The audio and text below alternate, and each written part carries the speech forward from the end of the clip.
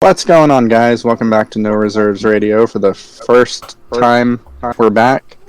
I'm your host, Ren, here as always with Angelo and Adam. How's it going tonight, guys?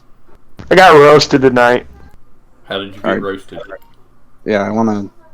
Hey, you want the story? You want the story? First, I'm Adam. How did you get roasted tonight?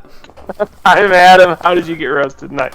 Okay, so me and Alexis went to a restaurant, and I had some alcohol. Okay, this is a precursor to this story. This sounds like a redneck story, but continue. Well, I forgot what I said, but I said something like, "You give me snooky snooky bang bang tonight," and she looked at me like I was crazy. So I posted this. This is what I posted this in a chat with Alexis and all my female friends, and I asked them how they would reply to that. This is what I got. This is exactly what I got. This user is no longer available. Ouch. You don't touch me. No habla español.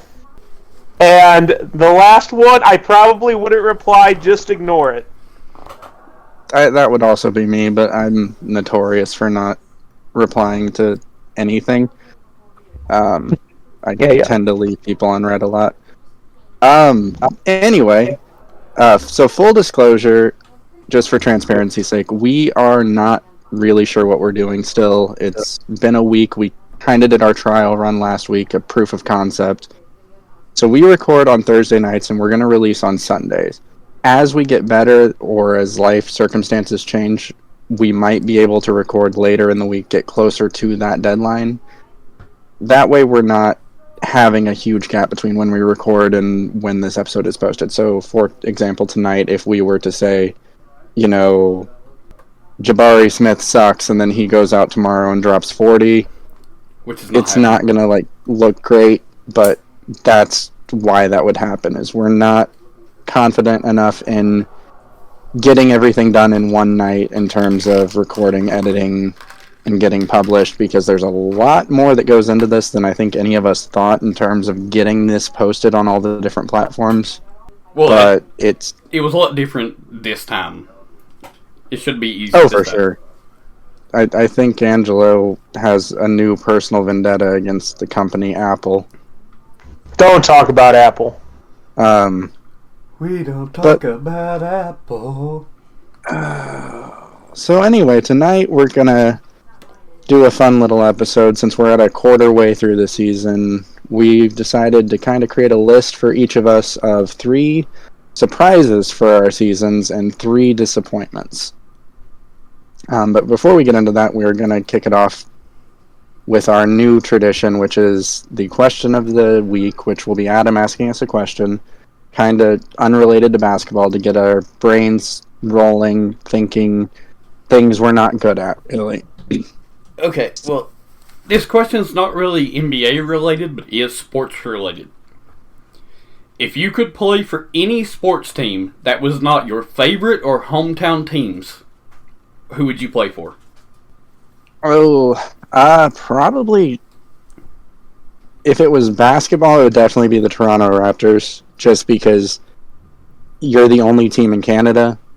You have an entire country backing you. Dallas Mavericks, actually. I think Cuban would be a fun owner to play for. He would be a fantastic owner, I think. Angela? I'd want to play on the Colts just to see if Jim Irsay is really as crazy as he seems. It probably is. Mine's... doesn't seem like an act. It doesn't. And I would want to be there for every moment. I can just imagine, texting my best friends, "Did you see what Irsay did?" Oh, my God. I'd love it. Mine is, unfortunately, the New York Yankees. I didn't know this, and I'm not a baseball guy, you guys are, so correct me if I'm wrong, but I learned that you can't have a beard, mustache, or long hair if you play for the Yankees. They make you shave. Yep. That is 100% correct. That's like a cult. You can't have a playoff beard. That's the only thing. Want your playoff beard. The Yankees jersey also do not have their names on the back. So, like their last names, they do not have them on the back. Don't they have them on the back though when they're sold? Like when you buy a Yankees jersey, does it say like Judge? Ooh, that's a good question. Let me look that up. That's kind of a strange little Kind of fact. the point. Yeah. So, Yeah. uh, They do have them on the back. Yeah. So then what's so say they're just doing that for money wise? it's probably just a culture thing. I don't know how the Yankees are run. I don't know how any team in baseball is run, but I would guess it's kind of like a old boys club where you're expected to be prim and proper at all times. Poorly is how the baseball is run. Well, Rangers signed Jacob DeGrom. I love it. Anyway, go on. Okay, let's move on from the question.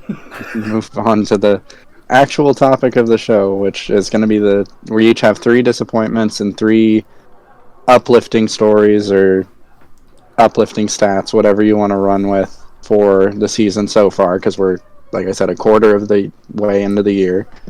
I started last week, so Angelo, you kick us off this week. Go ahead and start with one of your surprises. I am gonna go with the actual third best player on the Lakers, and that is Lonnie Walker. He was a very clutch signing. I have some of his. Oh, actually, I don't because I looked up the Yankees. But his scoring is up. His just about everything is up from his time with the Spurs. No, And absolutely. I actually think he needs to be getting more minutes. And this actually goes to an overarching thing that I wanted to talk about because I was, thinking yesterday about the Lakers and the Cavaliers game because I'm a Cavs fan, and I was like, and we have Evan Mobley and Jared Allen, and I was like, oh crap, what are we going to do about AD? Now, thankfully for the Cavs, AD didn't end up really doing much that game because he, walked out at like the 8-minute mark with like the flu or some kind of sickness. But it really brought me to the epiphany that when AD is the player that, he can be, the Lakers are absolutely a title contender. It's just how often are you going to have that AD with LeBron there? And I don't know if you guys have noticed this, but this year, Russell Westbrook's minutes are severely down, like 5 minutes plus down a night down. Yeah, and compared to previous. Westbrook kind of became a toxic asset for a while. It seems like he's starting to thrive in a bench role, but going to Lonnie Walker, I absolutely agree that he has been a huge surprise for the Lakers because he'll go out any night and he'll get you the 20 that you need to come out on top. Now, this will come full circle later in the episode. But his shooting splits, because if I remember correctly, he was not always a great shooter. Actually, no.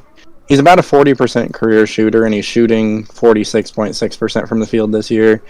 His rebounding and assist is a little down, which is kind of shocking because his minutes are up. But yeah, when you need a third star, because we saw earlier in the year, LeBron still probably could carry you to the playoffs if he went out and exerted all the energy in the world on offense. But really, if AD's not playing well, that team just kind of goes downhill. So the question is, because here's my conundrum, and here's what I'm thinking. If AD's playing like that, and the Lakers make it to the, I don't want to see the Lakers, but what likelihood do you think AD is in the playoffs, is healthy, is absolutely right, and is going to be on for either, a series or if it's the play-in game. Because I don't know. I mean, he's minutes away from an injury at all times. Yeah. Isn't that every player, though? Some more than others. Like we were talking about in the last episode, the way some players play is just more injury prone. And Anthony Davis is a very large man who moves like a guard. And when you're getting into it's why the Victor Wembanyama's and Chet Holmgrens, they exist. They're tall, but they're super skinny and small, and that's probably going to help them with back injuries, which we know plague big men. Leg injuries are hit or miss because when you have joints that long, there's a lot that can go wrong. But the way Anthony Davis plays on offense and defense is a very physical game. And I think that definitely increases his chance of getting injured, and we've seen that throughout his career.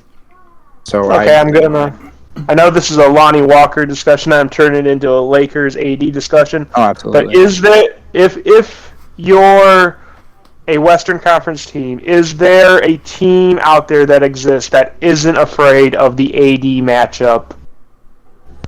A Western Conference team that exists, so we're excluding like the Spurs and the Rockets, right? Sure, absolutely. In the Western Conference? I don't know. I don't think so. I really don't think so. I would say that's fair. Maybe the Pelicans? You're saying Zion and Valanciunas, I believe it is? Yeah, you said isn't afraid of an AD matchup, right? Steven Adams was the Thunders. Yeah, I would say if I was the Pelicans, I would be comfortable with that. Honestly, there's actually a few teams. As long as they let Ja keep getting away with carrying the ball, then I don't think the Grizzlies have much to worry about. I don't know. I'd still take AD in that matchup. I think AD can still.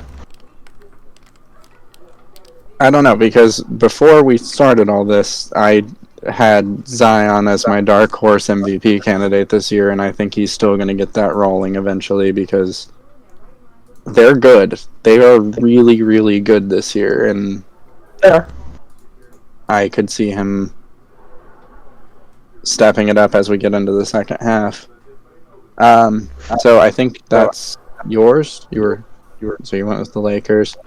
So for me, all of mine, well, not all of mine, a lot of mine has to do with appearances and how these players are perceived. So it's not entirely about statistics. It's they're getting an opportunity, or one of them is... I'll just get into the list. So my first one is actually Bol Bol. God! Sorry. I had him. Language! I had him. He's on your list? He's on my list. And I don't know how he can't be, because this is a man who, he absolutely has the pedigree. But he's been a end-of-the-bench guy his entire career, averaging, I think, 5 minutes per game or 6 minutes per game for his entire career up to this point. And granted, his career has been short. It's only year 3 or 4. He's still 23. But to go from an end-of-the-bench rotation player to starting, and not only just that, but performing incredibly well. He's shooting 41% from 3. He's only attempting 1 or 2 per game, but still, he's a 7-2 guy that's shooting like that. His win share is 1.6, which I assume that would go up over time if he gets more opportunities. But it all comes back to Paolo's out. And he's getting these opportunities because the Magic have had a lot of injuries so far, but he has thrived in that role, and I think he has played his way into earning a contract with a team in a more prominent role. Will the Magic pay to keep him? I'm not sure. Will he keep this up to earn that contract? Because it's only been 26 games. But you said he's also on your list? He is on my list. And honestly, I think Denver, because he was on Denver before this, I think they're kicking themselves because in Denver he only got, at the most, his rookie year he got 12 minutes a game, but then after that 5 minutes. I think if he could have been stretching for Jokic like this and obviously offering versatility, I think that would make that Denver team even that much more scary. And I'm glad he's getting the opportunity in Orlando, but he's showing that there was some degree of pedigree and reason to be hyped for him. He can do a lot of stuff well. Yeah, I feel like there's a lot of those players that we see that are above 7 foot tall that get overhyped. Taco Fall was a meme, and I think Bol Bol was a meme, but he was also a cheat code on 2K. And now we're starting to see that he actually can play. And looking at his stats, because I pulled them up finally, through his career, he's been a good player. He just, like I said, he hasn't got the opportunity, and now, thanks to injuries, he's really gotten a chance to show that he belongs in the league, and I love seeing it for him. Alright, Adam, you've got one? Yeah, actually, Bulbo was not on my list. I had him debating for the third place, which these are in no particular order for me, but... Absolutely. But I had him for the third place on my list. But actually, I found someone that I think deserves it more. But I'm actually going to start with that one, who is Devin Vassell for the Spurs. That's a good pick. That's a great pick. He's on my list too. He has went in the 3 years from 5 points a game to 12 points a game to 20 points a game. This season, he has played 32 minutes a game. It's only 5 more minutes than he played last season, and has almost doubled his points per game. Right, and that kind of... I think that's going to be the overarching theme of a lot of our surprising players, is it's just the opportunity. The Spurs are not a great team this year, and nobody expected them to be. And someone has to go out and get those shots, and someone has to take advantage of that opportunity. And again, it'll come full circle later in one of my other ones, but the opportunity is there for Vassell to really shine, and he's really taken hold of that spotlight. Yeah, he's playing right now with an effective field goal percentage of 55.1. Like, I did not know it was that high. Yeah, his PER is 16.9, which is 1.9 above league average. Yeah. But yeah, this is. I think he's going to be an amazing asset if he can continue this play. If he goes to maybe another team, or if the Spurs find someone else for him. I mean, he's still really young. Yeah, he's only 22. Yeah, 22. So he definitely fits the Spurs timeline, depending on how they draft. We've got a very loaded draft class, and they have need at every position. Even if they weren't to get Victor, if they were to get any of those top players to build around Vassell, and not necessarily, but like, you don't build around Devin Vassell, but yeah, obviously, but we don't know that yet. Around him. People said that about Kawhi too when he first joined the league. True. But Angelo, it sounded like you were about to say something.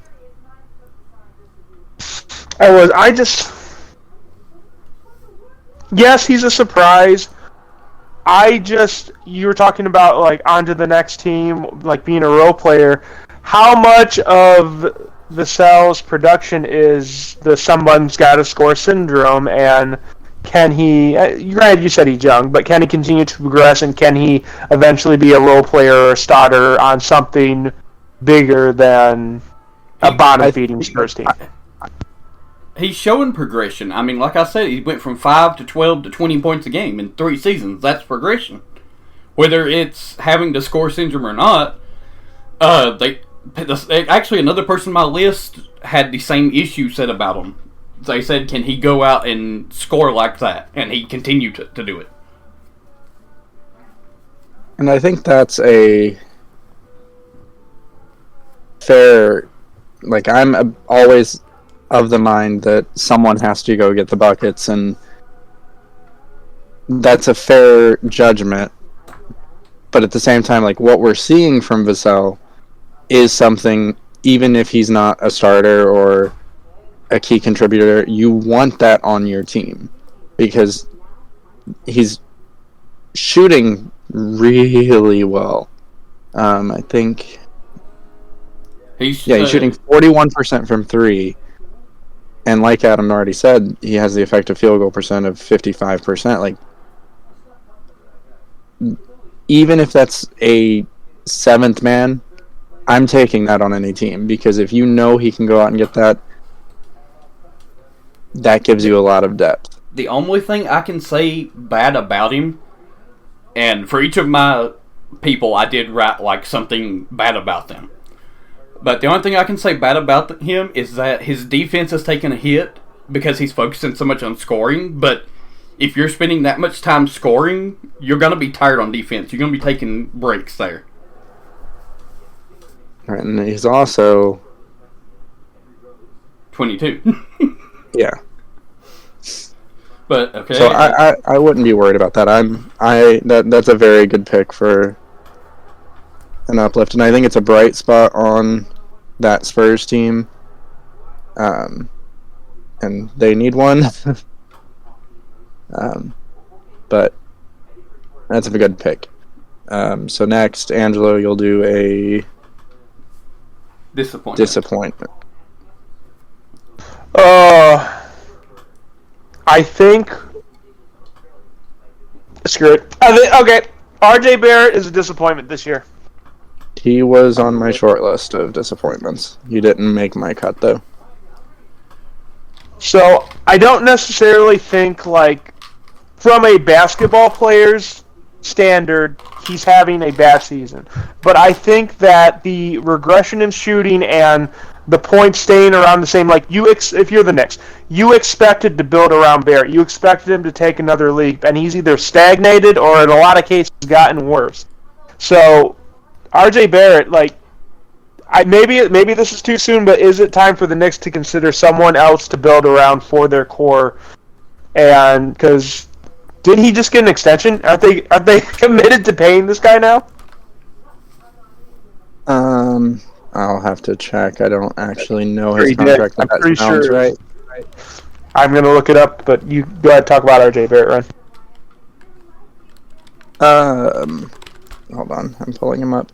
So I don't know if it's too late or too early to sell on RJ, because his value is not the highest right now, and I think you would be selling really, really low on him, because he's still, like you said, from a pure basketball player standpoint, he's doing okay. But he hasn't made a jump at any point in his career. It's always been, you know what you're getting with RJ. He's on a 4-year, $35 million contract, by the way. That's not a bad contract. It's not a bad deal, no. That's not a bad contract, and it would be really hard to trade him and get good value back. He's only 22 years old.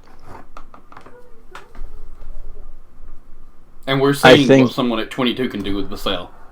Right, and I think that you need talented wings to win in today's game.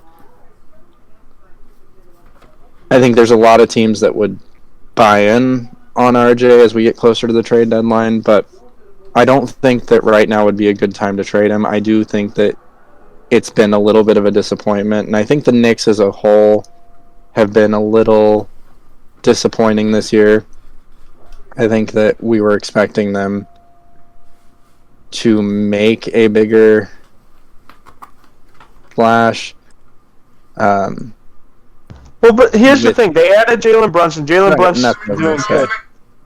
But go ahead. I think Jalen Brunson, the addition of him, you expected this team to do better. I think that Julius Randle, the fall off from an all-NBA player to kind of a good starter, but yeah, I mean, he's still a starter. Like, I'm not going to take that away, but he's not the player that we all saw.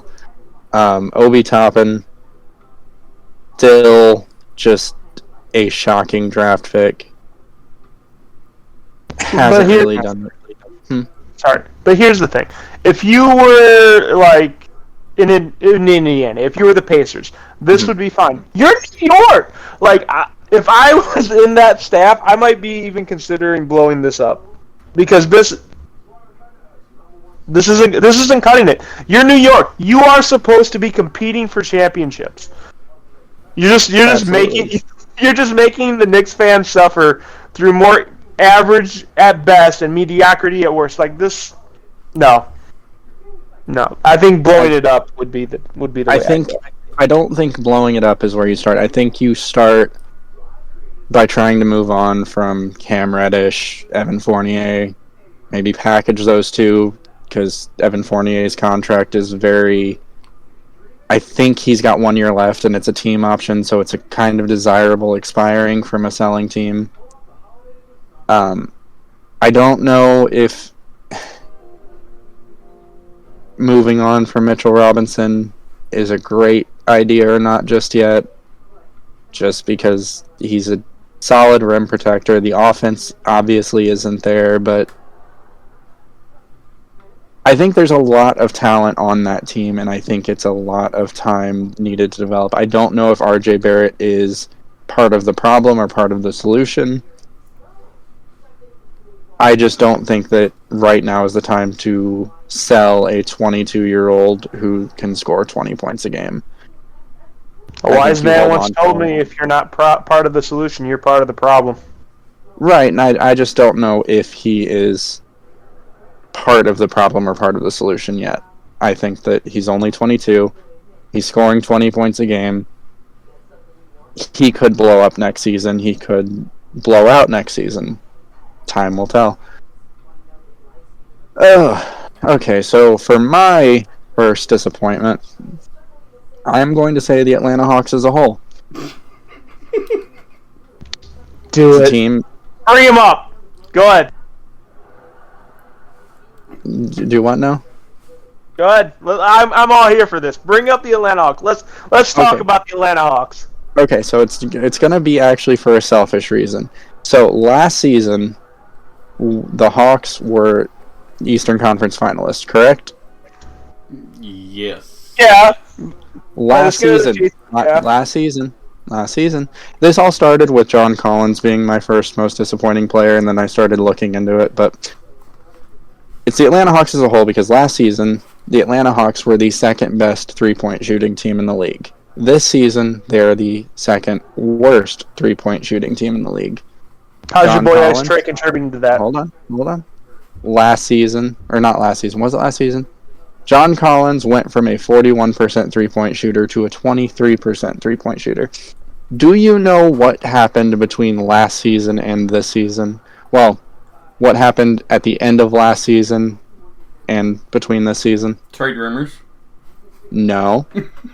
He's been in. I'm asking Angelo because Angelo likes to hate on the Hawks, and I'm gonna ask him what happened. He likes to hate on the Hawks because I'm a Hawks fan. No, Okay, I I'm done legitimately. waiting. This is the way. So Lloyd Pierce got fired. Nate McMillan stepped in as the interim head coach. Yep. I'm a Pacers fan, as you know. I know how Nate McMillan coaches. Nate McMillan is a defensive-minded coach. The game the Hawks are playing has slowed down significantly. They're settling for a ton of mid-range shots instead of looking for those open looks on three that they were getting last season. This has led to, Trey sat out a game because he didn't want to deal with Nate. Nate McMillan is a problem coach. He does not utilize star players. He's part of the reason that Paul George Pacers were not very successful. And they ran into LeBron James every year. But wasn't he the coach of the Trailblazers when they had Brendan Roy and LaMarcus Aldridge? I think he was an assistant. You can double check. I don't think he was a head coach. I think his first head coaching gig was with the Pacers. But he is a archaic coach who for some reason continues to get a job. He's trying to get John Collins and Trae Young, who are very talented offensive players. I think even you would admit they are good offensive players, to buy into almost a grit and grind system. and it's just not working. This is a team that should be one of the best offensive teams in the league, and they're not, and that's entirely due to Nate McMillan's style of coaching. They added DeJounte Murray, and that should have dropped the usage rates and the scoring of Collins and Trey, and it did. But this team got better, and they're underperforming. And I just don't think you can argue the reasoning. I think that there's a direct correlation between Nate McMillan coach teams and horrible offensive production. You can sit here and say it's Trey because you're a Trey hater, but I do believe Nate McMillan has more of the blame there. I don't think Trey's completely free of the blame. Oh, absolutely not. He's not completely. He's the leader of that team. Like I said, as a Hawks fan, I can tell you from the moment the ball tips off if we're winning the game or not, depending on what Trey does with the first possession of the ball. Because he's either going to come out and shoot, which is the Trae Young that we want, or he's going to come out and want to drive at the rim and throw dumb passes or do stupid layups, and then when that happens, we just get destroyed. Yeah. So, A, exactly, but B, you said, Trae Young's opportunity would go down in John Collins, so that should mean Trae Young's efficiency should go up, shouldn't it? Can I interest you in 40% from the field? What about his three? Can I interest you in 28% from three-point range right now? Trae Young, Steph Curry Light is shooting 28% from three on 7 attempts. Exactly. They're not hunting for those open looks anymore. I want you to go sift through the games and watch how much the Hawks are settling for mid-rangers or pull-up threes at the end of the shot clock because the plays break down. Shots. This is the exact same thing that we saw from the Pacers, where the common stereotype of the Pacers offense was star player dribbles the ball, no one moves, and then someone throws up a bad shot because there's no fluidity Sounds like to a game the of random red offensive. from 2K. There's no offensive fluidity, and that is on the coach. He is not letting these players play to their strengths. He's trying to force them into what he wants to do, and that's not how you coach a star player. Did you get whether he was the head coach or not? He was the head coach. Oh, hang on. Yes, let me check if he was head coach.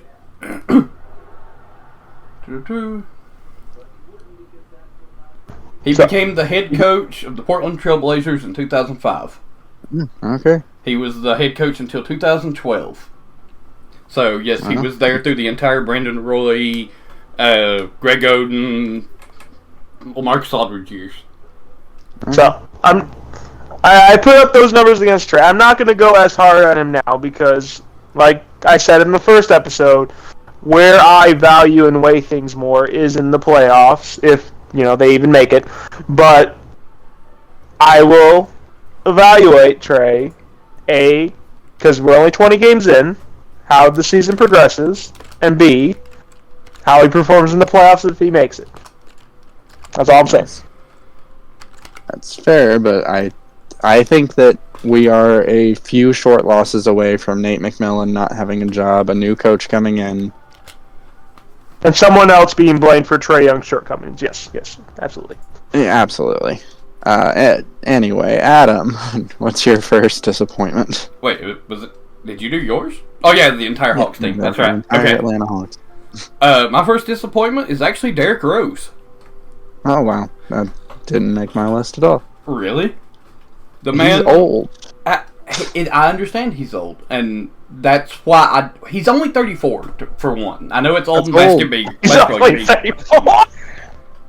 But here's my thing: is that he went from being an MVP when he was injured at 21. Yeah. What? He went from being an MVP when he was injured to garbage. Then he made a comeback to where he was a potential 6 Man of the Year candidate. And now he's down to 6 points per game on 40% from the field. How do I mean- you lose that much? You can't just blame age for that much of a decline. He's had a ton of leg injuries throughout his career, though. He has Those are injuries that are going to catch up with you quicker as you get older. played every game this year. He's also only playing 13 minutes a game.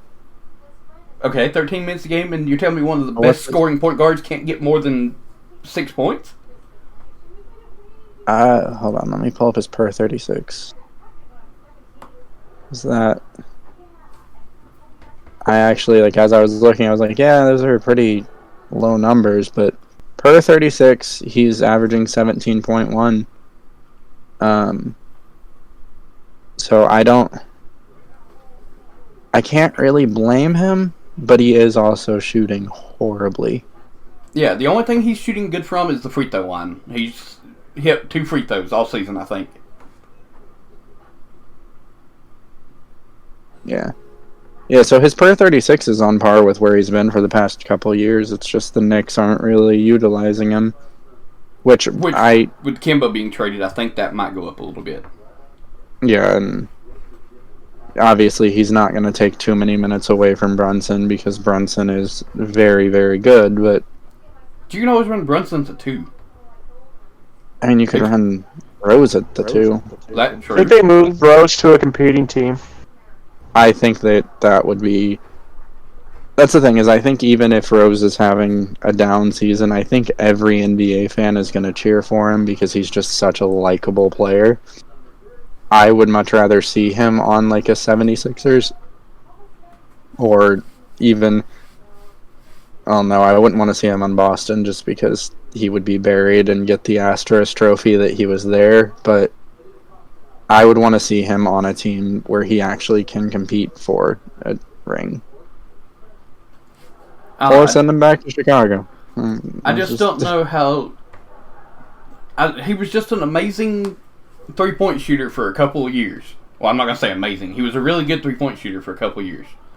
And then all of a sudden, it's just like he's forgot how to... That's all he wants to do now is shoot threes. He doesn't want to try to drive. He's like he's scared to get hurt or something.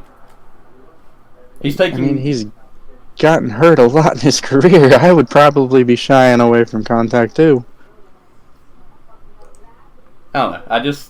That's my first disappointment. I just think he went from, like I said, MVP to garbage to 6-man to Michael Olowokandi. That's fair.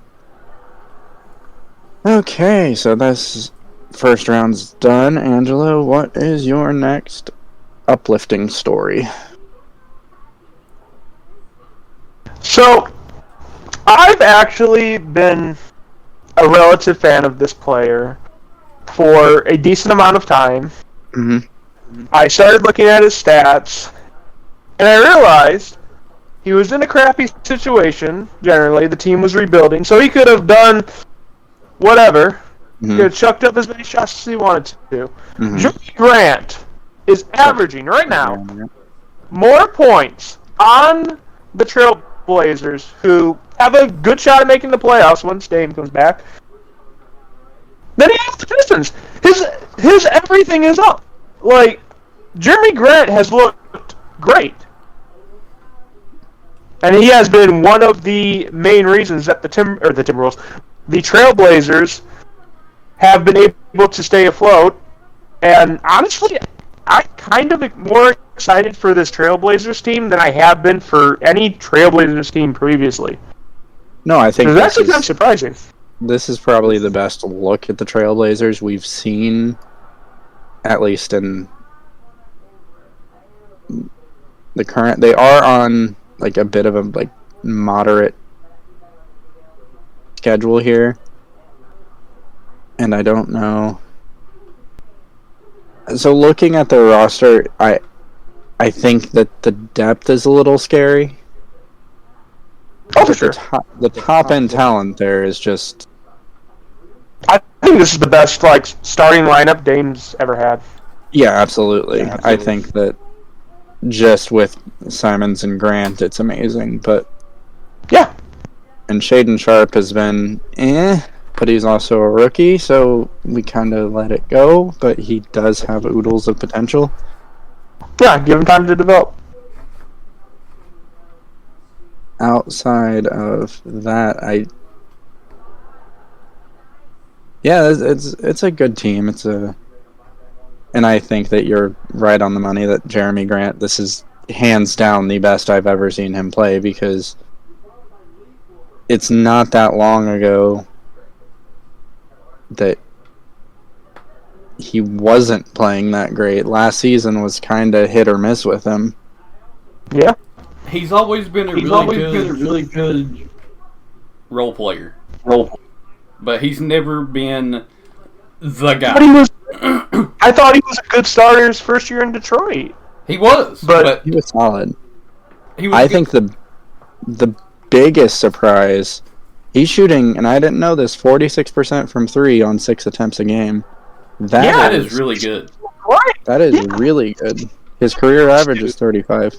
Yeah. Okay, I'll give it to you. That's a really good pick. Yeah. Anyway.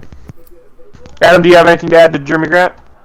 Not much at all. I agree with you. I think it's a great pick. He is just always been, like I said, a good role player, and I love the fact that he's stepping up now and becoming the number 2 or number 3 player on the team. He's also was a great defensive asset on the Nuggets. I'm hoping he can bring that for the Trailblazers. Yeah, he's a very versatile defender. Honestly, I kind of wish he would have stayed in Denver. I think on Denver, Okay. especially if he could progress like this, on Denver he'd be amazing. Go on. If you replaced him with Aaron Gordon, I think Denver wins a championship. You think so? Yes, I think that's how close I think they are. Is there one piece away, and he would be that perfect piece. So I guess we can delve this conversation into a different direction. So one of the things I was looking up when I was looking for disappointments and surprises is Jokic has gone down in scoring, but that's because finally Jamal Murray and Michael Porter Jr. are there. Yeah, which is expected. It's opportunity. No, it's 100% expected. So here's the question, because I always have had mixed feelings about Jokic, and I know, like, from an analytics standpoint, he's been amazing, and I'm not taking anything away from his last 2 seasons, and he absolutely did the things I look for, which is he carried those Nuggets teams to their seeding, and granted he didn't make it to the finals, but he did the most with what he was given. So I do have some respect for him for that. I think it's going to be interesting to see how they do in the playoffs, because Jamal Murray has the potential to absolutely go nuclear in a series. So I don't know if I'd want to play Denver in the first round if I was a team, I'm not going to lie. Especially if they're all healthy. I don't know if I'd want to play Denver in the playoffs at all. I would hope they got beat before I played them. For sure. But I don't think... Well, no, this isn't a hot take. Jokic is probably not winning MVP this year. There's almost no conceivable way, if that staff stays healthy, he's winning MVP. Yeah, absolutely. Which makes the MVP race more interesting, for sure. Well, on to mine. So this one is going to come across as, this is going to be one of those short ones where there's not really a lot to say. It's just kind of a surprise for me personally, because at the start of the season, Shai Gilgeous-Alexander, before training camp, tore his MCL. He had a grade 2 MCL tear. And for him to come out and put up the numbers that he's been putting up this season, because honestly, he's on my short list for MVP, even though the Thunder are playing as bad as they're playing, because of how great he's been. And to suffer that injury right before training camp and put up the season he's put up, I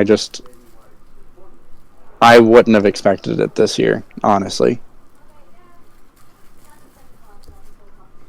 I'm an SGA fan, for sure. But you don't win MVP not getting at least a 5-6 seed, bare minimum. Oh, no, absolutely. I just think he's in that conversation. I mean, So yes, we talked And to come from tearing his MCL to putting up 31 points a night, 6 assists, 5 rebounds. Well, see, we talked about it a lot last week. He's just playing out of his mind. Like, Yep. he is... Like I said, I think he's going to be easily most improved. I don't know if Said it's that last easily. I think there's a lot of really good candidates for most improved. I think John him and Morant Tyrese will have a ruined. fight. Yeah, Tyrese will have a fight. Both Tyreses will have a fight. But I Yeah. think John Morant kind of ruined the award because I don't think a star player should be Most winning improved. it. Yeah, so I don't think, just on principle, I don't think Shea should be the most improved player. I think he has a very good chance at it. But that goes back to, again, he's doing this after tearing his MCL. Which is why those stat lines are so impressive and surprising to me. Right now, it's not as surprising, but from the start of the season, it absolutely is. Yeah. Okay. No, I agree with you. I'm just there's not really much to say about Shea. Yes, he's Yeah, absolutely. amazing. That's Well, and actually my 2 disappointments left. There's not really a lot to say about. It's just we'll get to those when we get to it. So Adam, we'll move on with yours. mine is actually another short one, because we talked about it last week as well. It's Desmond Bain. MVP Desmond Bain. He's on 33 minutes, he's scoring 24 points a game. His effective field goal percentage is 57.3. Like, this man is one of the best scorers in the league right now. And he's on a team with I would say two of the top 20 players in the league right now. 2. Ja and Jaren. I mean, Jaren's been kind of.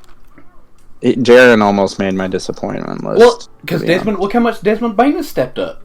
He's taken away from Jaren. Yeah, I think that Grizzlies team is a team that a lot of people will be sleeping on. He's shooting 91% from the free throw line and has a PER of 21.3. He's almost 50-40-90 for the season. Oh, damn, I didn't know that. I think How many? I think he can Let's see. easily make it to 50-40-90. That's pretty good. I'm not gonna lie, that's really impressive. I did not know that. I actually, I'm not gonna lie, I didn't even look up Desmond Bain's stats for this, and Yeah, he wasn't anywhere near my list, but That's what I said. We talked about it a lot last week, but it's just I don't think you can make this list and leave it off of him. And I'm glad then that if you guys didn't put him here, I'm glad I put him here. no, absolutely. Yeah. I think that Yeah, absolutely. like, looking at his stats now, it's very respectable. And in our group, there was the Desmond Bain joke because every single build we made on 2K was Desmond Bain. yep. So I wouldn't even have thought to look at him. But no, those are very Solid surprising numbers to see now. He's also, I just saw this stat. He's also a true shooting percentage of 62.2. Damn. Well, yeah, that's a good pick. Angelo, let's move on to your number 2 disappointments. So this started with Rudy Gobert, Mm-hmm. but I was looking at it, and honestly, this might turn into the whole Timberwolves. So when they added Gobert and they had a lineup of Gobert and Cat, answer me, Ren. What do you think the one thing they shouldn't have struggled at was? Rebounding? That was correct. What if I told you that the Minnesota Timberwolves are not even a top half of the league rebounding team right now? What if I told you that after adding Gobert, their opponents are number 10 in the league, top 10 of scoring in the paint? What if I told you that? I would be a little surprised. I'd be very surprised, but this is where they sit right now. Rudy Gobert's rebounding is down 3 whole rebounds a game, and that's not offense. That is all defensive rebounding. So other teams are getting second opportunities on them, for sure. And I'm dumbfounded. No, I will jump in here. God. So I looked it up, and Rudy is currently number 3 in the NBA in rebounds, and Cat is actually number 28. So they're both in the top 30. So how much? I wouldn't say it's their problem. Maybe? I think it's a whole team rebounding problem, because I would almost guarantee, I'll have to pull it up. Well, when you have Cat at the 3-point line on offense, that's not helping too much. And then when you've got Cat and Rudy stretched out to the 3-point line, it's going to open up more rebounds for forwards and guards. Yeah, in that drop off. So Rudy's averaging 12, Cat's averaging 8. Both are respectable numbers, and then their next leading rebounder is Anthony Edwards at 5.5. So I think that Rudy and Cat are holding up their end of the bargain. I just don't think that the rest of the team. Naz Reid is their backup center. He's averaging 3. Jaden McDaniels averaging 3. So when Rudy and Cat aren't on the floor, that team's just not getting the rebounds. He's just been disappointed. I don't know. So we'll move on to mine. So for my next disappointment, it started as Kyrie Irving, and we talked about it last week, and it's really just everything going on outside of the game. Whether it was, we were just talking about Anthony Edwards, the Instagram video outside of the club at whatever city they were in, Josh Primo exposing himself, Miles Bridges, who currently doesn't have a job but beating his wife. Kyrie had the easiest job in the world, because after last season, the debacle with the vaccine mandate, all he had to do was show up and play. And it's just really disappointing that we missed half of Kyrie Irving, who Kyrie Irving is one of the 10 greatest point guards of the last 10 years. Probably top 5. Actually, I wouldn't even say probably. He's top 5 point guards of the last 10 years. And we're missing games of the prime of his career because he won't just not be stupid on social media. All he had to do was come out and say, you know, I watched this film, I don't agree with everything in it. And it would have been in the past. He doubled down, led to missing more games of the prime of one of the best point guards of the last 10 years.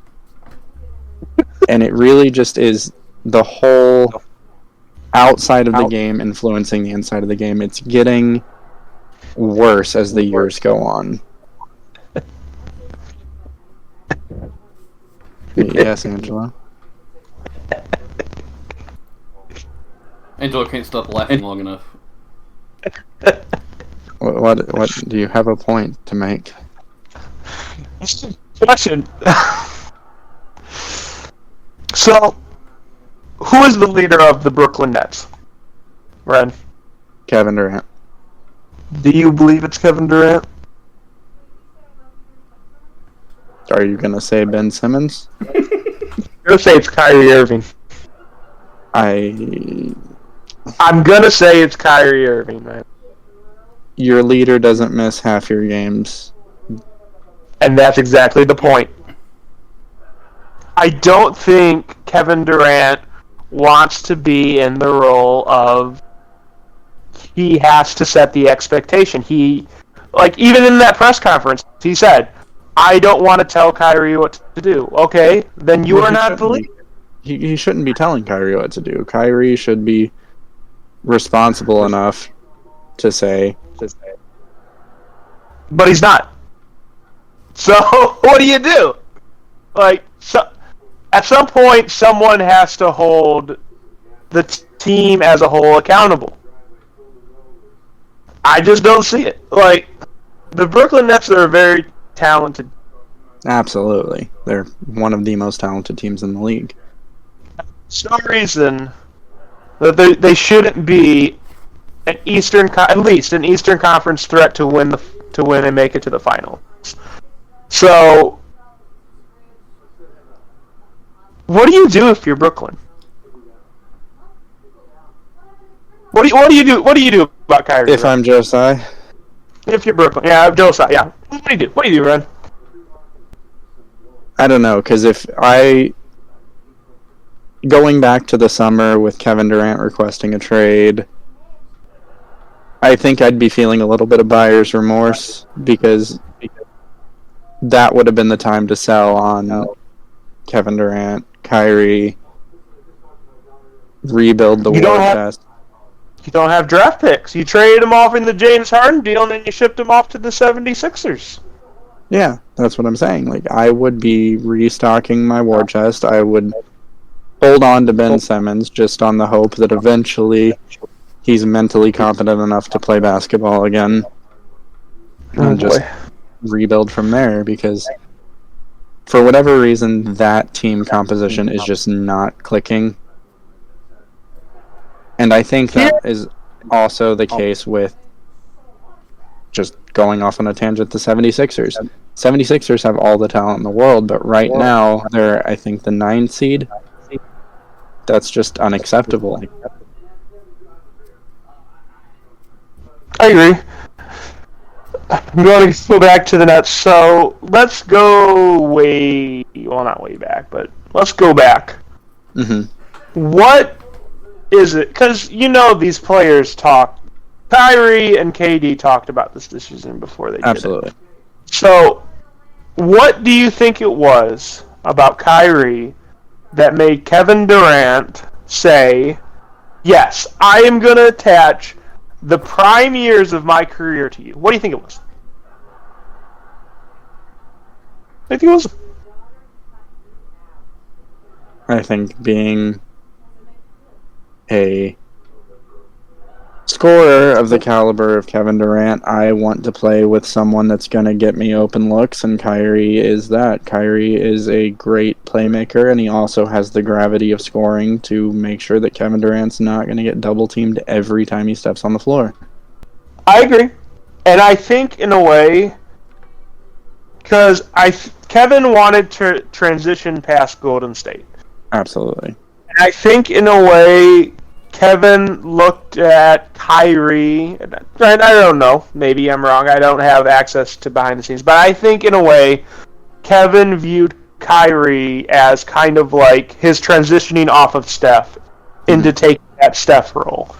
And part of doing that is being the leader and the guy. And what I guess Kevin failed to calculate was, you can't be the guy if you aren't on the floor, and you can't be the voice and the leader if you're doing stupid stuff.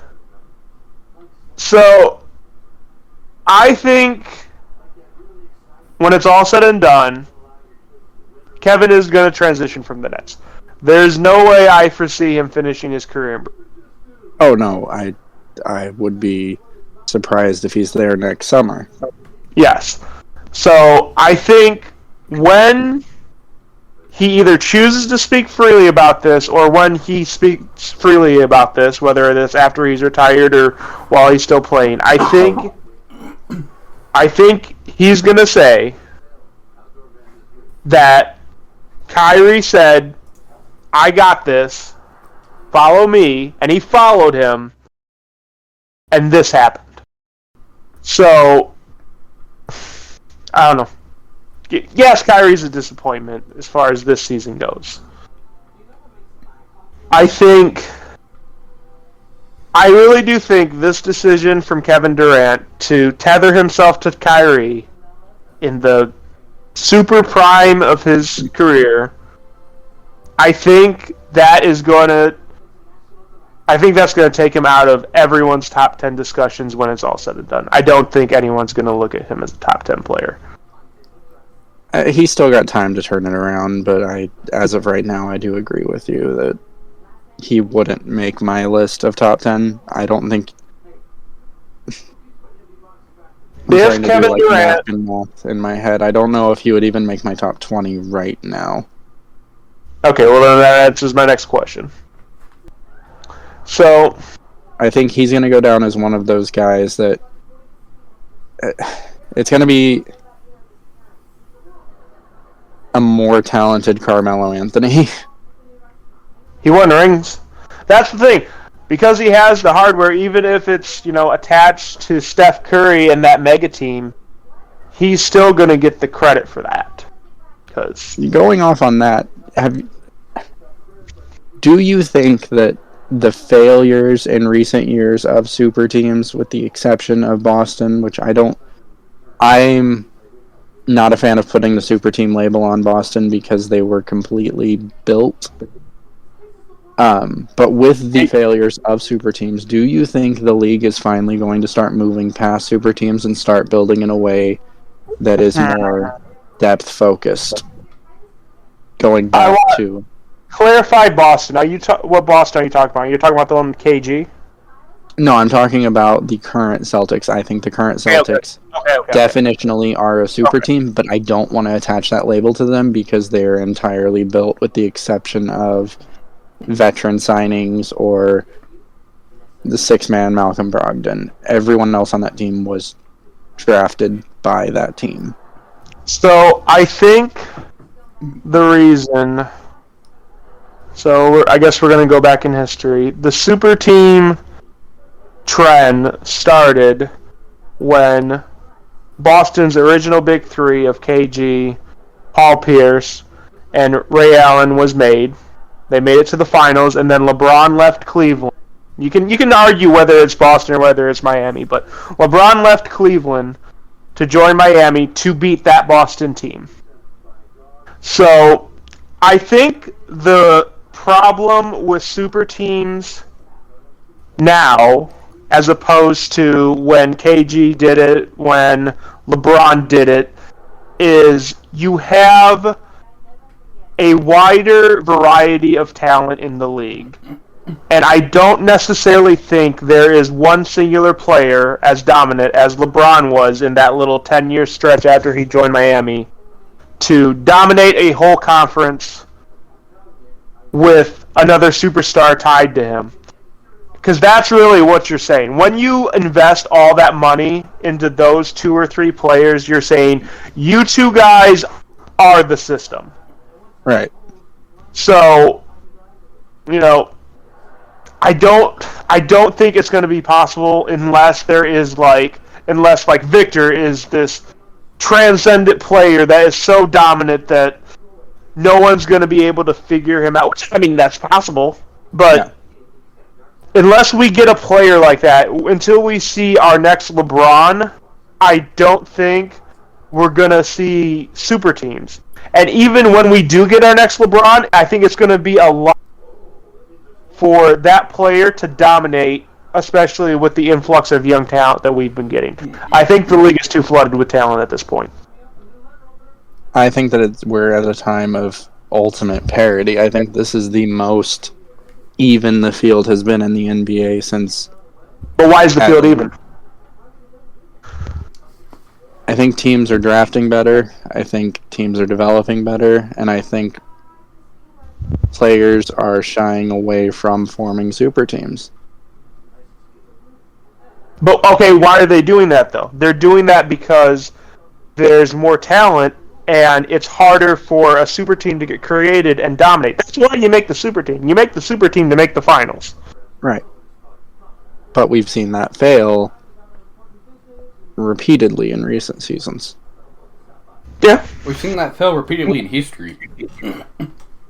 There was a few, We saw it with the Heatles. We saw it with Golden State. Well, I was talking more before that, like when Karl Malone joined the Lakers. I mean, those are players at the end of their prime and at the end of their career. That really doesn't count. I know. The modern super team is completely different from really anything else we've seen, because it's not like top 20 players teaming up. It was top 10, top 5 players. Because when the Heatles formed and really started, because I don't think the KG Celtics were the start of super teams, because they were all late prime players with the exception of Rondo. But when the Heatles formed, you were taking 2 of the top 2 players in the league at the time and putting them on a team together, taking pay cuts. That's a little different, but that was a very long tangent. So, Adam, what is your second disappointment? My second disappointment, and it kills me to say it because he's a UNC player, but it's going to be Harrison Barnes. I don't see how you're on a team as bad as Sacramento and can only pull 13 points a game. This is going to be really funny in a few minutes. And he's not the main ball handler, but somehow turns the ball over 10 out of every 100 touches. I think Harrison Barnes is playing okay. I think that he's got 30 minutes a game, 13 points a game, and 30% from 3. Yeah, but if you break it down like by a game, like if I'm just looking at his like last 10 games, he's got a 20 piece, he's got a 17 piece, he's got a 22 piece, he's got a 26 piece, he's got a 27 piece. It's his low games that are really driving that average down. And he had a really, really, really bad start to the season. But as a veteran player in a locker room, most people don't think of Harrison Barnes as a voice in the locker room, but he is, and I think that he has a lot to do with that Sacramento Kings team. And I'm going to go ahead and hijack Angelo's next spot, because I'm going to take it, because the Kings are actually my surprise.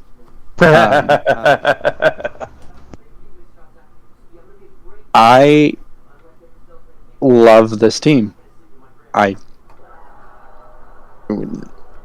We have the last 15 years where it's always been, oh, this is the Kings' year, they're finally going to make the playoffs, and then we get let down. And so far this season, they are playing amazingly. I think that... So De'Aaron Fox has emerged into a star player this year. Sabonis is continuing. He's not at the all-star level he was with the Pacers, but you expect that with the usage dropping. But his two-man game with De'Aaron Fox has been great. Davion Mitchell, I don't know how much you guys are watching the Kings, but there are nights when he is an all-defensive first-team performer. And you don't expect that. I think that overall, just from the history of the Kings, this season it's looking like they're finally going to hit the playoffs. And I think they possibly could upset someone in the first round. Do I think they're an actual contender? Absolutely not. But anytime the Kings look like they're finally going to break the drought, they're going to be an uplift for me. It looks to me like if playoffs started today, the Kings would play the Nuggets. They'd lose. I don't know. They'd lose. Fun fact, the Pelicans would play the Trailblazers. But just adding Herter to that team, adding Monk to that team. I mean, Monk was on that team, but adding those players to the team. Keegan Murray's looked good. It's just a really good team. What'd you say? Malik Monk? Yeah, he's on the Kings now. Malik Monk played for the Lakers last year. Oh, so yeah, he joined. I thought he was on the Kings last year. Did he might have got traded. I don't know. Fact check that. I might be wrong. Yep. I'm probably wrong because I wasn't following the Kings last year because the Kings were doing Kings things. But this year, I'm buying in. They're making the playoffs, and I will bet money on them in the first round because this is the Kings' year to get to the second round. He did play for the Lakers last season. I wouldn't. So, what... You could say a lot. So, the Kings have ascended in multiple facets. What do you think is the biggest catalyst to the Kings ascending run? This season? Yes. I think it's been De'Aaron Fox's emergence as an actual player you can count on to lead. I think that last season, the splitting of De'Aaron and Tyrese did more for both of them. It was addition by subtraction for both players. I think putting the ball in De'Aaron's hands more is letting him develop what's left of his game, because he's always been a player that's been exciting to watch, and I think everyone would agree with that. But he's never been a true leader, and we're seeing that this season, and you want your primary ball handler to be a leader. He's also developing more of a three-point shot because he's averaging the second most of his career, and he's shooting 36%. So the three-point percentage isn't that great, but his field goal percentage is above 50% for the first time in his career. So his overall scoring has just been more efficient, and he's still playing downhill, and that's opening the floor up for a lot of other players on the team, and I think that's why they're seeing more success. De'Aaron Fox is becoming more of a threat. He has more weapons around him. And it also helps that Davion Mitchell is absolutely killing it on defense. So, do you believe that De'Aaron Fox has hit his peak, or do you believe there's still more to go for him? I think there's more to go because I do think he will develop more of a shot as time goes on. I think that he's going to figure out the three-point shooting, and I think when he does is when we'll see the Kings elevate into contending for a Western Conference final spot. I don't know that the team as constructed will ever be a playoff contender, like a true contender. Yeah, just because I really feel like they're a big away, because I'm the biggest Sabonis fan. But you've got to have more from that center position. Okay, well, let's move on to Angelo's... What is this? His next pick? This is his final surprise. I'm done with surprises. Yeah, I'm just about done with surprises too. Because honestly, you guys took a lot of my list. Like, a lot of my list. Oh yeah, I did take Bol from you. So that was your last one? Yeah, I'm pretty dry. The players I got listed here, I honestly, like, yes, they are surprising and they're not impressive. So I'm gonna go back to the player that I think has had the most surprising upturn, and we're actually, believe it or not, we're going to head back to the Grizzlies. What? No, Grizzlies. They don't got another player. John Conchar. Oh, wow. Oh, yeah. Oh, wow. What? This is how sniped my list is right now. This is how sniped it is. So, why is John Konchar, wait, did I say that name? Konchar surprising? Do you want to know why John Konchar is surprising? Because you have got John Konchar on a surprising players list. Yeah. Well, to be fair, I was going to put Javon Carter on mine. That would be... So, he's on the list! Javon Carter is on my list, by the way. Good job, Adam. But John Konchar is almost averaging 30 minutes a game. That's very surprising. It's very surprising.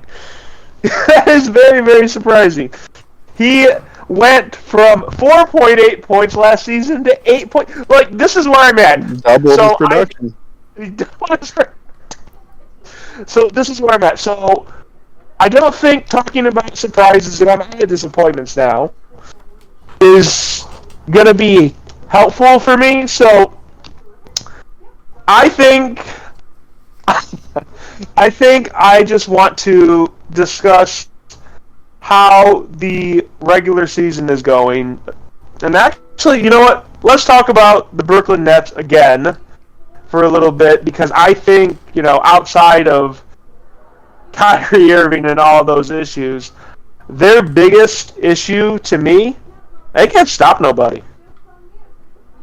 Like, they have no interior defense, and I don't see the path to them. Like, maybe they have to make a move, but I don't see the path to them amending that with the team currently constructed going into the playoffs.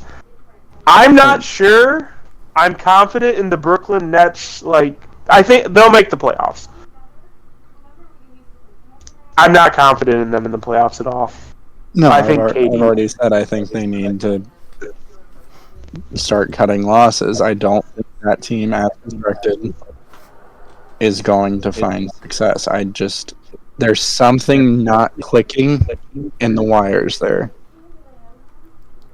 And they're all, like, Kyrie, KD, even Ben Simmons, Nick Claxton. These are all quality to great NBA players. Because even with Simmons' issues on offense, he still is a plus defender most nights. Yeah. I mean, he shut down Trae Young in the playoffs. I just don't think that this team meshes well together. So, moving on from that, where do you envision... What do you think the best scenario for KD is? And then after you say that, what do you think is actually going to happen? I think the best scenario for KD is getting out of the lights. I think he needs to go play for a smaller market team because he needs to get... He embraced the villain label. And he lost, and he failed, by the way. Miserably. And I think he needs to try to just get back to playing basketball. And he needs to go play for a team where not only he can do that, but he can attempt to win. My immediate thought would be the Dallas Mavericks. I just don't know how he would get there. Or the Phoenix Suns, but I don't know how he would get there. So here's the thing. I think, whether KD wants to admit it or not, he does think about his legacy overarching, and I do think he believes it's still being made. I think he is still chasing, I want to be the man, but not be the leader on a team that wins the championship, so I can cement my legacy outside of the Warriors super team. And I don't know where that is.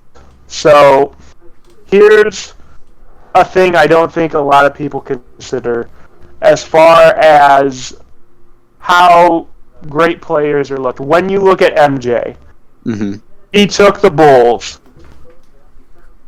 They historically did not have much. He won them 6 championships. No one in Chicago, and a lot of people outside of Chicago, will not stop talking about him. LeBron, he went to Miami. He won his rings there. What cemented him as in the GOAT conversation for me was that ring in Cleveland.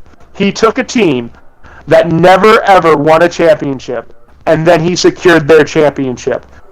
I'm from Ohio. I will never forget him for that. He is not getting usurped in my life in Cleveland. KD needs to find, and I think that place was Oklahoma City, honestly. And that's what I was going to say. Here's the thing. Patrick Beverley takes Russell Westbrook out, and that cost KD a ring in OKC. That team had everything they needed to win that year. So that's why KD is talented enough to win everything. We know that. Yeah. I think that year, the year that Patrick Beverley took Russell Westbrook out, I think KD wins a ring in OKC that year. And that's why I kind of give an asterisk. I don't think KD has anything left to prove. I'm one of the people that thinks that we know that he's good enough to win it. He just made questionable decisions about where he went. And on paper, again, this Brooklyn Nets team and the Brooklyn Nets team with Harden, it has everything it needs to win. It just didn't mesh. And that's why I think he needs to go somewhere where there's not all the media attention, where he's not the focus point, where he's not getting lambasted every single night. And so I would love to see KD go to a small market, and even if he doesn't win, I think it would do... Like, fans have very short-term memories. If you just give me a few years where you're quiet and you're averaging 28 points a game down in Dallas, and you're making some noise in the playoffs, even if you don't win, fans are going to forget about the villain era. And I don't think the villain era is doing him any favors in that all-time conversation. See, here's the thing about being the villain. It worked for LeBron because LeBron won. Yeah, if you can back it up. Going into hockey. Like, the reason the villain is alluring is because he wins and wins and wins and you want to see him lose until he loses. Yep. AD never got to that stage to be... But go on with hockey, sorry. I don't actually remember where I was going with it because I got interrupted and then I was thinking, and my brain's not operating at full capacity right now, so bear with me. But you're absolutely right that the villain arc works for those super talented. Like if Curry ever wanted to be the villain, he would have been the perfect villain. Because everyone wanted to wipe that smile off his face. But we all, as basketball fans, even if we're fans of the classic game, we loved watching that Warriors team, and so he never embraced it. But I didn't. You didn't enjoy that? Like, it was such a fun team. Like, it's the same reason I've always enjoyed watching John Wall. Like, if he does something big, he's going to dance on the floor, and it's just great to watch. But we're really doing well on the tangents tonight. Yeah. And you had to. So, we're on to Adam's last uplift. And then we've got our 3 disappointments, and then it's it. I was actually going to do this guy first, but the more I looked at it, the more I think I needed to end with him. Scary Terry Rozier. I had him on my list. He's averaging 21 points a game. He's assisting 24% of the team's assists. His effective field goal percentage of 45.5, which is not as high as some others, but he's taking a lot more shots than the others too. But with LaMelo being out, he's really stepped into that role. His last 5 games, he scored 24 points a game. And he just dropped a 30-piece on the Nets last night. I mean, but that's the thing is, like, you always expect Terry to drop back to the norm, and then something happens. He comes out, and it's like, wow, Scary Terry's back. Like, it's always a surprise, even though we should see it coming. And that's why he was on my list, because he's not really... when I was doing my research, he's not averaging more than he's averaged in even recent seasons. It's just, you always expect him to fall off, and then here he comes, like, objects in the mirror closer than they appear, and it's Scary Terry every time. And so I absolutely agree with that. Like I said, he was probably my number 4, but he was definitely on my list, so that's a good pick for sure. The only thing I can say bad about him is going back to turnovers. He's also averaging 10 turnovers out of 100 touches, and his 3-point shooting has drastically dropped down to 30%. I feel like in 5 years when we do this, if we'll still be doing this. Even if we don't have any success here, we're stupid. We'll keep it going. But in 5 years, like, he'll be one of our most surprising players because that's just who he is. So bring it around. Final stretch, Angelo. Who is your last most disappointing player and or team? Actually, I'm Dallas Mavericks. Never mind. Go on, because I'm intrigued. Me or Angela? Right, or Adam, go ahead. I was just going to say, because mine was mentioned earlier and I didn't really say too much about it, my last disappointment is Kyrie Irving. And I literally have wrote here in my notes, Kyrie Irving, that's all. So that's all I have to say. He's just that big of a disappointment. I think you have to say more, though, because Kyrie is playing really well. It's just, I'm so getting sick of the off-court issues. Not necessarily of Kyrie. Kyrie's just the current face of off-court drama going on, but it's just every few weeks it seems like there's another player who's being accused of sexual misconduct, or that's just the world we live in today. It's just a bunch of people the social that want media, money. You have young men with a lot of money and a lot of influence, and it's just that's the whole reason. I think that Kyrie has not been disappointing in the slightest on the court. I think he's been Kyrie Irving, and that is a great player, but just the off the court issues, any player, I'm getting sick of it. But go on with the Dallas Mavericks, Angelo. Yep. You're disappointed in the Dallas Mavericks. I am disappointed in the Dallas Mavericks. Why are you disappointed in the Dallas Mavericks? I guess because I expected a little bit more. I was actually just checking out their team stats, and there isn't something that they do so far that I've looked. I need to do expanded research that their opponents don't do better.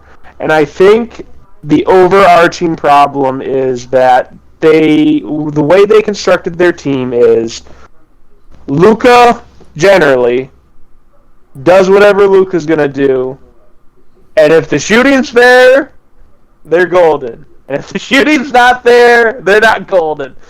And this year, it's been about a 50-50 split if the shooting's there or not. And I'm really concerned, because I love Luka as a player, and I'm really concerned that the shooting's not going to be there when they need it, and they're going to be a very early exit. So I think the bigger problem with the Mavericks is the center, or just bigs in general. And I think that there's a lot of availability on the market, whether you're going for someone like a Daniel Gafford or Jakob Poeltl or even a Miles Turner. I have said all along that Miles Turner is the perfect big to pair with Luka because he shoots 46% from three and he's an elite interior rim protector who can step out on the line and guard on the perimeter. The shooting, I don't necessarily think shooting is going to be what the downfall of that team is going to be. I think it's either going to be defense or rebounding. I think with the talent that is Luka Doncic, you can get by anywhere on offense. I think it's going to be the other side of the floor that gives them problems and is currently giving them problems. Well, that's a thing is if you don't have, the interior defense and the defense in general and the rebounding, the shooting does have to be there for you to have a chance. I think defense and rebounding is a little easier to address because shooting is a streaky thing. I think that a good defender is always going to be a good defender. I think a good rebounder is always going to be a good rebounder. That's fair. And I think that if you were to go with Miles Turner, for example, that would address both of those issues. It would improve your shooting, improve your pick and roll game, which improves your overall scoring, and improves your defense and rebounding. So I think there's options there to improve that team. I don't necessarily think they're a disappointing team because my expectations for them are a playoff team, My expectations for Luka is a lot higher, but for the Mavericks, they're about where I expect them to be. But a 500 team? They're in the playoffs. That's all I really expect for them as they're constructed right now. I do like the fact that Mark Cuban is trying. He is. And as long as he's trying, I'll be excited for that team. That leads into my last disappointment, which is also a team. And it's not necessarily with the team, it's with the team's front office and their dragging of their feet and beating dead horses. Oh, no. It's the Los Angeles Lakers. Oh! And it's not. I think that LeBron and AD and Lonnie Walker have performed admirably, even great. And I think that if the Lakers made it into a top 5 seed, AD should be considered for not only Defensive Player of the Year, but MVP. He has been that great. Dragging their feet on moving the albatross that is Russell Westbrook, and there were offers there. I just don't like the hesitancy to trade extra picks to offload that contract that's tying you up for quality players that would improve your depth, shooting, and defense, because that team cannot shoot anything right now. I think that they horribly mismanaged the early season, and then to come out and say, we're not going to make any trades until after Thanksgiving. That raised the value of a lot of those players that you could have had because they're now playing much better, and suddenly Russell Westbrook and a pick isn't enough to get those players because Russell Westbrook has played so awful. So, I generally agree. I think that you went back. I know we've talked about this previously about the AD deal, whether it was worth it or whether it was not. And I believe it was worth it on the simple fact that they got a championship out of it. However, post all that happening, they have. You're right. They've dragged their feet. But I think the messaging, at least in the general media, that has come across from the Lakers staff is, LeBron and AD signed off on this team. They're going to sink or swim with this team, and they'll figure it out. We are not going to handicap our future even further to then facilitate LeBron and AD potentially winning another championship. And my question to that is, why? Because you already did that when you traded for AD. So, you went there, but you're not willing to go all the way there because you're not 100% sure that the reward of a championship is going to be on the other end of that. Right. And I don't get it. So, and I get they're the Lakers, and they have to think about long term because LA fans are not very patient. And they generally expect free agents to always be signing there, and a good team generally to be there, and all that. But I think wasting the fleeting moments of LeBron's offensive prime, because his defensive prime is done. The fleeting moments of LeBron's offensive prime is not something they should be doing. I agree with you. They should have traded for Buddy Hield. Think of how good that would look right now if they traded for Buddy Hield and Miles Turner. Yeah, that team would be easily, if not the favorite, close to it. Because they'd still probably have signed Lonnie Walker. They'd have Buddy Hield. They'd have Miles Turner. They'd have AD. They'd have LeBron. They wouldn't have Russell Westbrook. Right. And man. And I think that we're going to start seeing trades happening because with the December 15th eligibility opening up here. They have said, we are not mortgaging our future to try and fix this now. So what are they going to do? Oh, I'm not necessarily talking about them. I'm more just talking about the league as a whole. I think that there hasn't been a lot of movement in the league yet this season, and it feels like there should have been, but it also feels like there's a lot more players that don't have eligibility to be traded yet. Yeah, that's fair. Well, so yeah, definitely I think the Lakers are a disappointment, at least from a front office standpoint. Adam, bring us home. I've already said mine. Oh, you already did. Well, That's it. We did them all because mine was Dallas. do you guys have any narrow misses on yours? I think we've What do you talked mean? about most Oh, of narrow our misses. narrow Okay. misses. Yeah, I talked about all my narrow misses. I think, as a whole, this NBA season has been a lot more, so far, has been a lot more positive than negative. And I'm a Cavs fan. I'm excited. I think we got a shot. Now, I will say,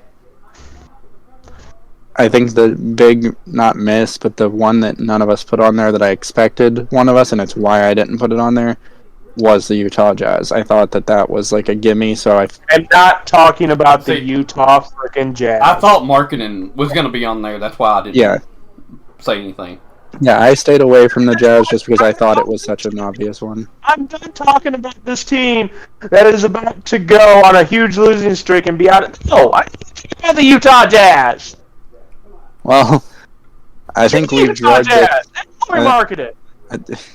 Before Go Angelo sit in goes that off on corner another, for LeBron to pass to you. before How about that? Angelo goes off on another tangent, I think we've drugged this on to the end. I feel Yep. that we said everything we need to said. So, thanks for joining us for our second episode. Thank you for sticking with us after the first episode.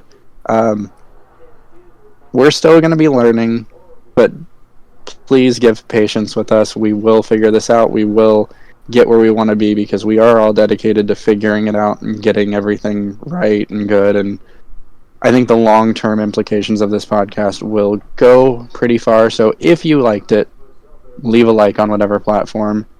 Stay tuned for what we're going to bring to the future because it's going to get good, I promise you. And have a good night. Goodbye, everyone.